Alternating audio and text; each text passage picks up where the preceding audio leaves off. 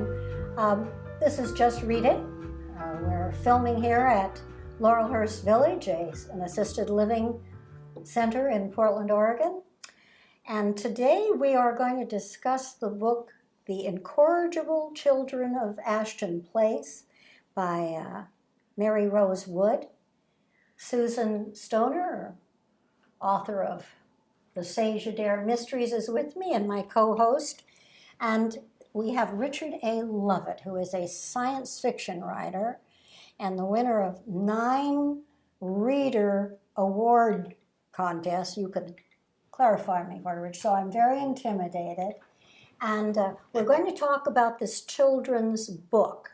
So I'm going to start with you, Richard. Let her rip. Okay. Well, thank you. I'm going to say mixed things about it. I'll start with that. There's a lot of good to say about this book. I found I enjoyed Penelope as a character.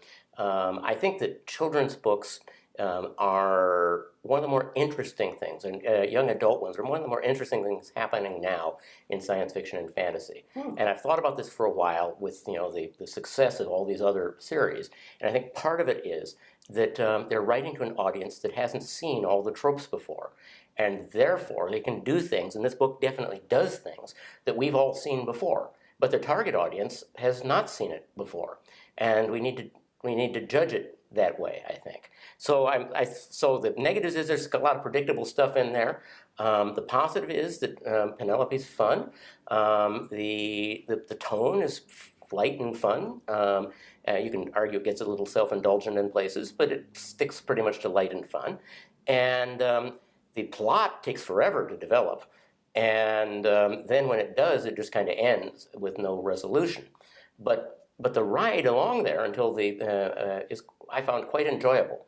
My biggest beef with it is that there's no resolution. This is the first book in a 6-book series, and apparently the 6-book series is being, and I've read all the ones that are out in print right now, is being constructed as a 6-book giant novel.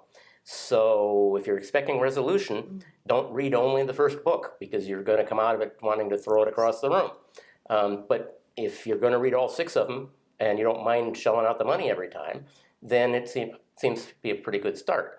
Although I might wait until the 6th comes out. To buy any more. Okay, Susan, what's your take on it? Well, I felt kind of at a disadvantage because it's hard for me to sort of understand what today's, I think it was aimed for 12-year-olds about, and sort of what their take on it would be. And unlike you, I wasn't able to sort of put myself in that place to read it. So I found it kind of unmemorable.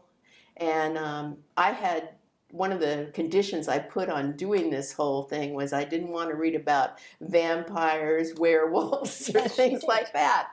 And darned if that's not what this was. And so, I kind of wasn't that interested in it. And you're right. I understand you've read more in the series. And yes. Did the father turn out to be a werewolf? Oh, you don't want me to answer that. I can't tell you that. No fair. You better buy all 6 books. I can tell you off the record afterward. Okay. But yeah, Go ahead. I found this barely fantasy.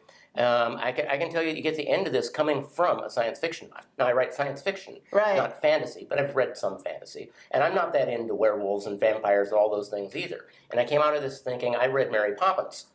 Mary Poppins is as much fantasy as this is. She flies around on the umbrella. Here we have mysterious howlings that are never explained. There could be a perfectly natural explanation for all of this. I think the most fantastical element in it is the squirrel, who is way too intelligent. And I kept waiting for him, because I was feeling like I'm supposed to be reading a fantasy, so it's like, this is going to be a magical squirrel, but I think he's just a character designed to entertain children. Well, let's face it, squirrels are magical. I've got several in my... I certainly wouldn't have trouble giving it to a 12-year-old.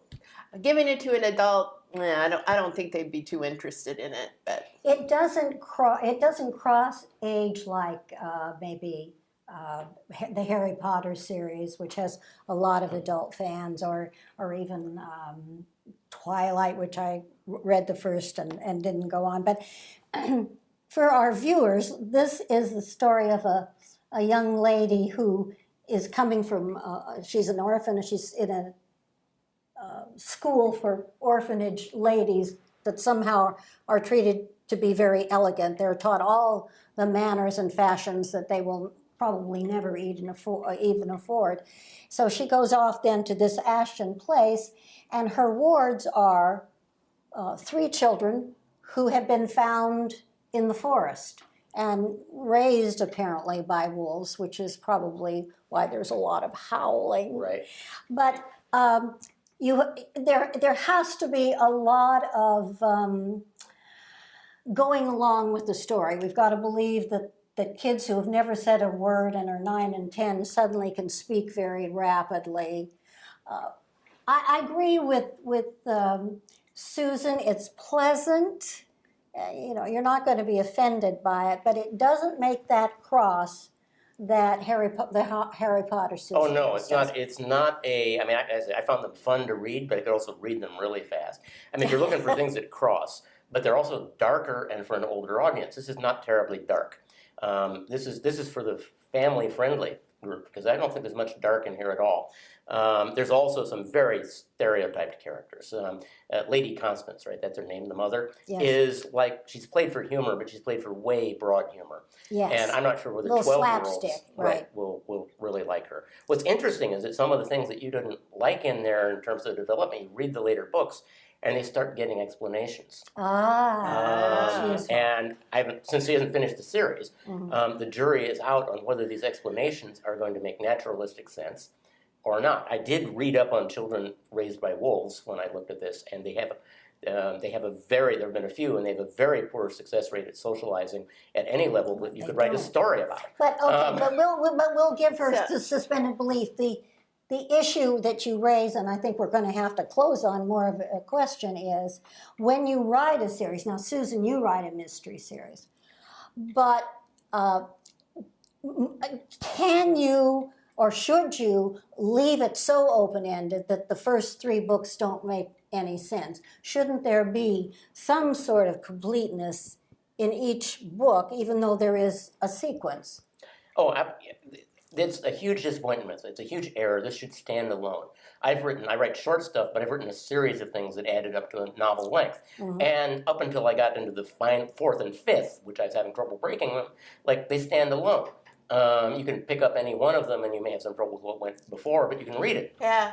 I have a question, and that is, you said you've read more books in the series. Did you find yourself liking the series more the more you read it? I found it making more sense, but I found that especially in the second book, all the asides, you either love those little asides or you don't, and that she got a little self-indulgent, I think, with the success of the first book. In the third one, she toned it back down, so someone must have complained. All right. Well, we're going to have to wrap it up there. The Incorrigible Children of Ashton Place.